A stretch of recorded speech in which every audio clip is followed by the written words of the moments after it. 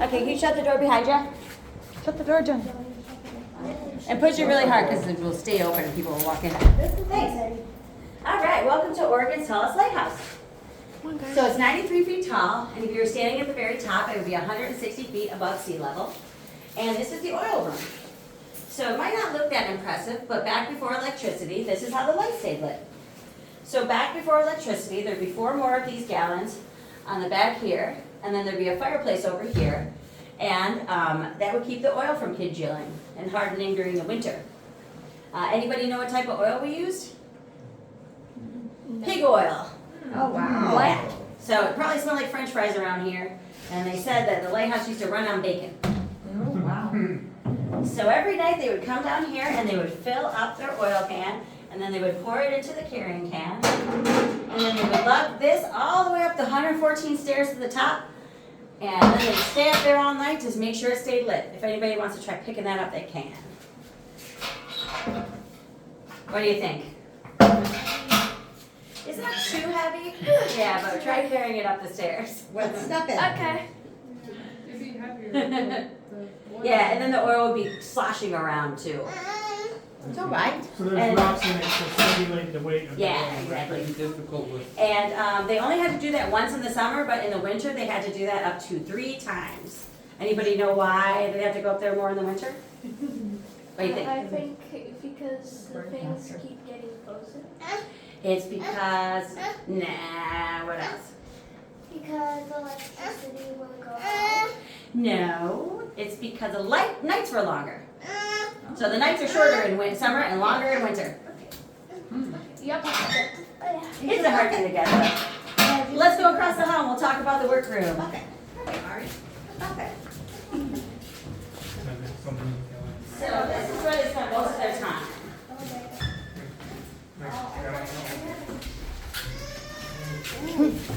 If they weren't up in the lens keeping the light lit, or filling up the oil, they were here. And at any given time, there were 3 lighthouse keepers. So you had the lighthouse keeper and his family here, and then the first assistant and his family here. And then the second assistant would live out here. We called that the shack out back. And he usually was younger and didn't have a family. And here's another view of the lighthouse before the house. So there were 2 sets of houses. I only have those. The first ones were torn down in the 60s and the second one in the 80s. This is made of brick, as you can see, but the houses were made of wood, and the wind and the salt water just couldn't keep them up. So the lighthouse keepers were responsible for cleaning and maintaining the entire lighthouse, and the wives were responsible for everything in the house. So everything had to be completely painted, cleaned, and maintained at all times, and the light had to be kept, the lights had to be cleaned as well. So here's some replicas of their tools, and they would also use this red putty here to clean the soot off the lens. And before electricity, it was constantly getting dirty, so they had to clean it constantly pretty much.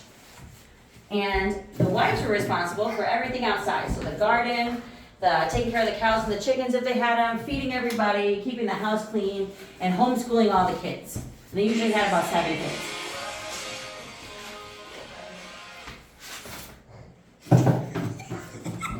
So every 3 months, the SSU rig would show up, and that was this ship here, and it would dock right outside between these rocks, and then would drop off a boat like this, and then that boat would come up to the cobble beach, and then there's a set of tracks right here, wooden tracks with a cart on it, and then there'd be a horse at the top with some ropes, and that would pull everything all the way up to the top.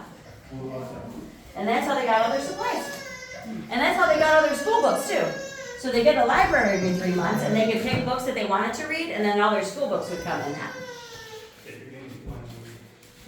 And it was really important to keep everything clean at all times because an inspector would show up. He would always come here surprising them, and he would never ever be different. Like sometimes he'd come a month later, sometimes he'd come 3 months later. You never knew. He'd show up in the middle of the night. He'd be here first thing in the morning, and he'd wake everybody up. He would get all the kids out of bed. They'd have to make their bed immediately. Everything, all the toys had to be put away, all the coats, all the shoes, everything at all times. Not just sometimes, but at all times. And if they weren't, he would get bad marks and they would get fired. because this was a really good job to have. It wasn't that hard compared to other jobs. It was just kind of lonely. And this is an example of their handwriting. So they used to have to write, this is a copy of the actual handwriting, and they used to have to write down everything they did. So the weather, the wind speed, what they did every day, and then if they had any visitors. So any visitor would have to be let in and given a tour and invited in with open arms. And most of them lasted about, lighthouse keepers worked about 5 to 10 years. But this is Frank Plummer and his wife Melinda and their 2 daughters, and they were here for 30 years. So he's the longest working employee at this park. All right, let's go to the back. We'll talk about the lens. But I have a question. Sure. Is this book made out of emerald green or not? I don't know. What do you mean? Like the color? Yeah, I mean, I guess it can be considered emerald green. Maybe the one on the left. because in back down, a lot of people really like that color, but it was also really poisonous. Ah, interesting. I like that color a lot personally.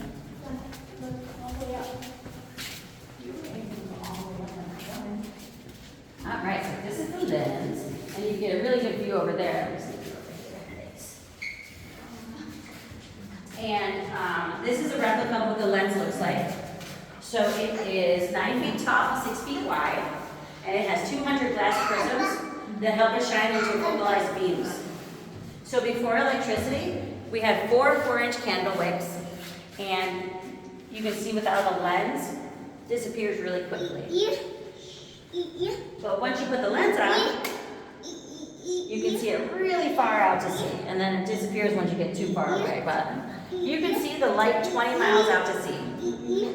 And it is on right now. If you were standing on this side and you back up a little, you can see there's a copper covering, and that just keeps it from shining in houses. But if you go on any beach, you can see it from there. So back when we turned electric, we started using these bulbs. They're halogen bulbs. And they lasted about a month each, and then they would burn out, so it was kind of not very practical, but it's all they had at the time.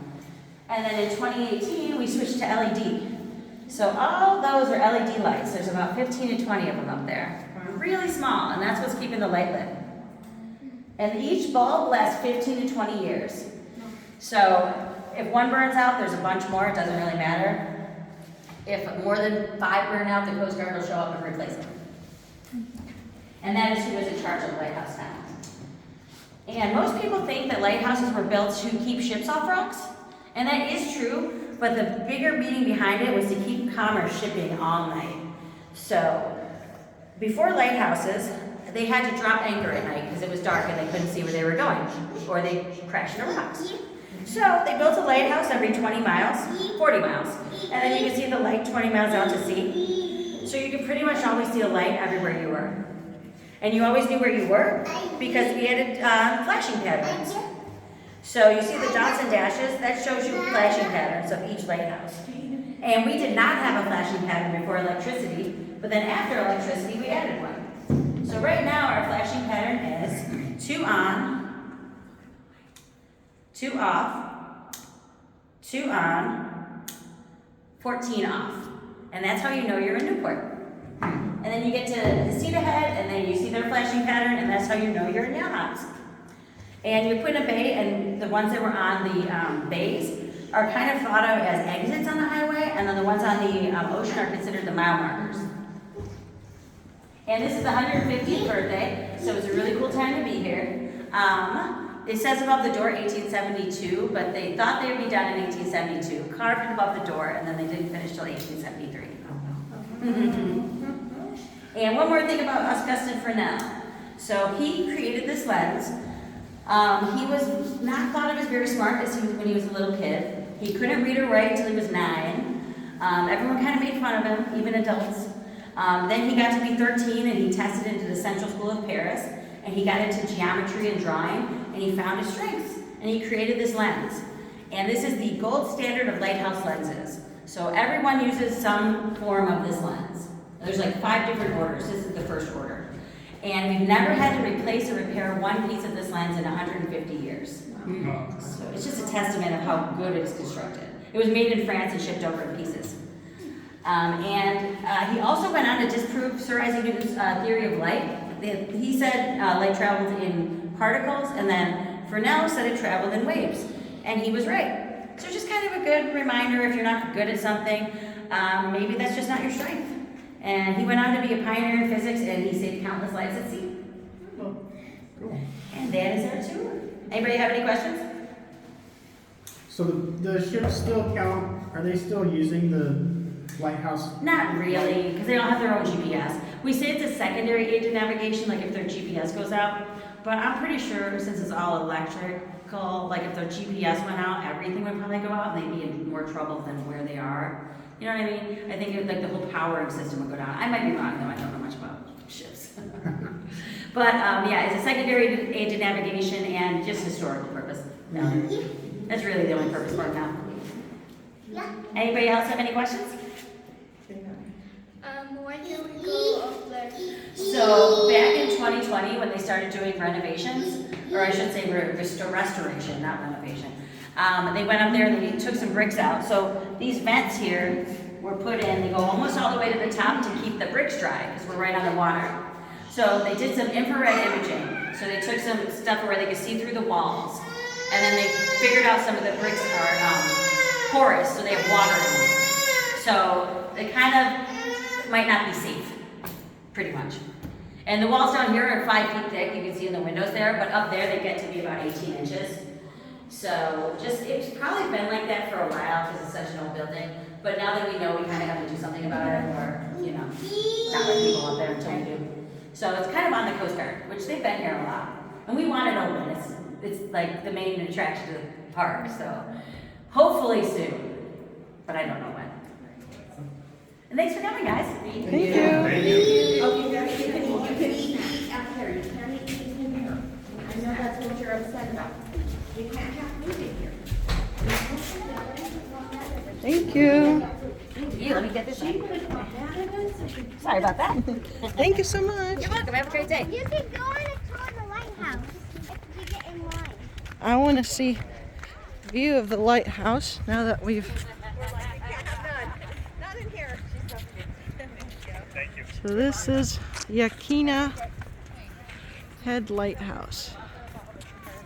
That was our last tour, but you can come and check it out. So somebody grab a camera. I want a picture right here.